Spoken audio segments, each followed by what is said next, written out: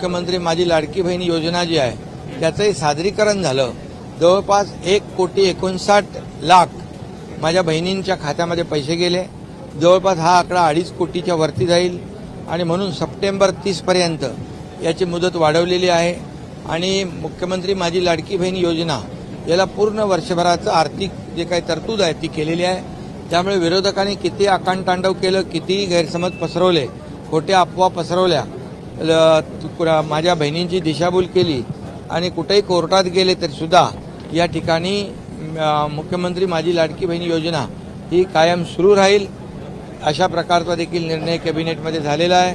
उलट आपल्याला हे सुटसुटीत आणखी कसं करता येईल यासाठी देखील चर्चा झाली आहे।